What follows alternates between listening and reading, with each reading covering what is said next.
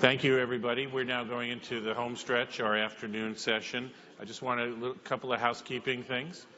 You should have gotten an email. On the email that you registered for the event, there's a feedback form.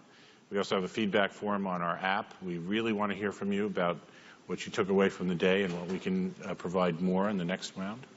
I'd like to just quickly move on to the Deputy Editor of CQ Magazine, Jason Dick, and his special guests. Thank you very much, David. And thank you for joining us. It's been a long week for a lot of people, and this is a great opportunity, I think, to kind of debrief and kind of recalculate where everything is. I'm joined today by Neil Bradley at my far left. He's the founder of Chartwell Policy Solutions and a former senior staffer for former House Majority Leader Eric Cantor. He also worked for Roy Blunt when now Senator Blunt was the Majority Whip. His experience goes all the way back to working for Senator/Dr. No when he was in the House, Tom Coburn. To my left is Rodell Mollineau. He is the founder of one of the founders of Rock Solutions, former senior aide for Harry Reid, the outgoing minority leader in the Senate. He also worked for Senator Tom Daschle, who you'll be listening to a little bit later on today. He also worked for Mark Pryor when he was in the Senate. So thank you very much, gentlemen, for being here. Appreciate it. We've got a lot of unanswered questions. I think a lot of people, the election took, as we've heard continuously, and people are kind of interested to know who are some of the people who are going to be running things, who are going to be devising policy, making sure that things happen, particularly on Capitol Hill. Neil, let's start with you. In the House, I mean, there were a lot of questions about whether Paul Ryan was going to face a contested speaker's election in January, about the friction between him and the president-elect, Donald Trump. What sort of challenges do you see Speaker Ryan as he heads into the new Congress? Because he struck a very conciliatory tone yesterday in his press conference. He seemed very excited about kind of rolling up his sleeves, going on policy. But what are some of the challenges that the Speaker is going to face in the 115th Congress? Well, thanks, Jason. I think some of the challenges that we read about before the election were probably exaggerated a little bit. It was never in doubt to me that Speaker Ryan was going to continue to be Speaker Ryan in the 115th Congress. There's no one who has more support amongst Republicans in the House than Paul Ryan, and I think that was going to continue. The challenges that he would have had were, frankly, the challenges that he's had since he took the job a year ago, and the challenges that his predecessor, Speaker Boehner, had, and that is governing in divided government with the expectations of many of the members of the House Republican Conference. And there was frustration that they had that kind of spilled over into occasionally questions about leadership. That challenge is gone now. The challenges are actually quite different. The biggest challenge now is fulfilling the expectation that I think the members have, and that frankly probably a lot of people have, that now unified Republican-controlled government, they're going to do what they say they're going to do. And to me, a lot of that there's going to be vote challenges, and there's going to be managing and working with the minority challenges, and I'm sure we'll talk a little bit more about that. But part of the challenges is getting caught up in putting kind of the pen to paper about what you're going to do in terms of replacing the Affordable Care Act, what you're going to do when you're really going to do tax reform. And that kind of challenge is the perfect challenge for Paul Ryan. At the end of the day, he's a policy wonk. He loves those details. So his challenge will be finding the bandwidth, both for himself, his leadership team, and the conference, to figure out how they get all the stuff done that they want to get done, and now that they have the opportunity to get done. Rodell, when you were working in the Senate, working for Senator Reid, you were also devising a lot of communication strategy for the Senate Democratic Communications Center, and at that point also, working a lot with Senator Schumer, the incoming minority leader, and his team. Senator Schumer, we don't expect any sort of huge challenge. He will, unless something very unforeseen happens, will be the next minority leader.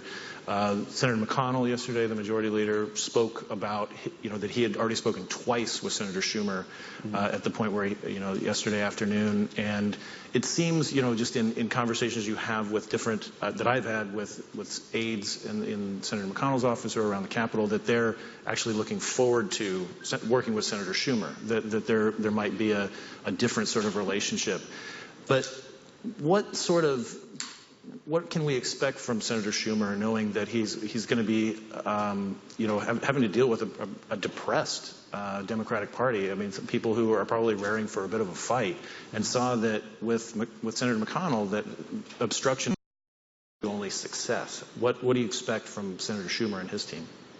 So I actually don't think that Senator Schumer and Senator Reid, when it comes to negotiations and tactics, are all that far off. I think as far as style, it's apples and oranges. And, right now, I think as Democrats, we need to tell a story, we need to tell a better story. There's probably nobody in our caucus better aligned to do that than Senator Schumer. He probably will be one of the most on-message leaders that we've had, probably since Tom Daschle. I mean, it wasn't something that Senator Reid truly cared about. He cared about it. He's a blunt object who always got the job done.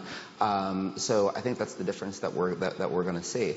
I think to the extent that there's some things that Democrats want to do that this new president says that he wants to do, that there will be some movement. But there are a whole list of other things that then candidate Trump said that he wanted to do that Democrats just aren't going to go for. And I don't think it's necessarily picking a fight. Whether you're in a red state or you're in a blue state, there are certain fundamental principles that our party's just not going to go along with, and I think that'll help rally the troops. But if one of the first things that we're talking about here is, say, for instance, an infrastructure bill, I see an opportunity for Democrats to win on this. I see an opportunity for Trump to win on this. I'm not sure what the Freedom Caucus and some of the more conservatives in the House are going to feel about that, but there will be ways to work together. So just a quick follow-up on that, too, that I think most, if not a vast majority of Trump's voters and supporters would find it interesting, to say the least, that his relationship with Senator Schumer goes back quite a long ways. I mean, is that, do you think that we have the opportunity to possibly be surprised by the way that Senator Schumer and a President Trump would get along and have a relationship? Well, like I said, I think a lot of this has to do with what we're talking about. Is there a path forward on tax reform? I think that's something that both Senator Schumer, many in our caucus, Donald Trump would like to get done. I think when we start talking about some headier issues, such as repealing the Affordable Care Act and what a replacement might that look like, Senator Schumer is going to be with his caucus, and he's going to want to protect the legacy of this outgoing president, President Obama. Same thing with immigration reform. So I think that Senator Schumer will try to pick his moments to work with this president. We want this country to move forward. But on just a lot of these things, it's not a matter of orchestrating a fight. When rubber hits the road, there's going to be a fight on some of these things.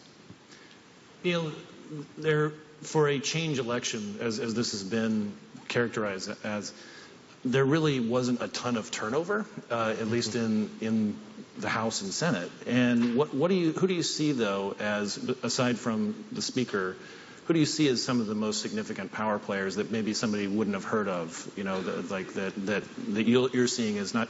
It's hard to classify people in their 40s and 50s as rising stars, but who are some of the people that may not be familiar with that we can look to say, like, this person's going to help move the trains? So I think. Clearly at the center of this, in addition to the Speaker, will be the committee chairman. particularly Kevin Brady and whoever takes over, who's Ways and Means, whoever takes over at Energy and Commerce for Fred Upton, who's the outgoing chairman.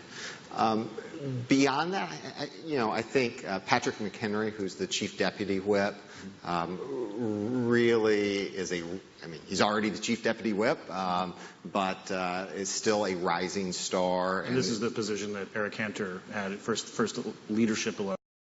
Helped propel him to the majority leadership. Sure, and before that, Roy Blunt was the chief deputy whip, and in the at least on the Republican side, if you want to kind of see the train around, the tradition has been the folks who serve as chief deputy whip. Principally, it's not always the case, but principally that's true.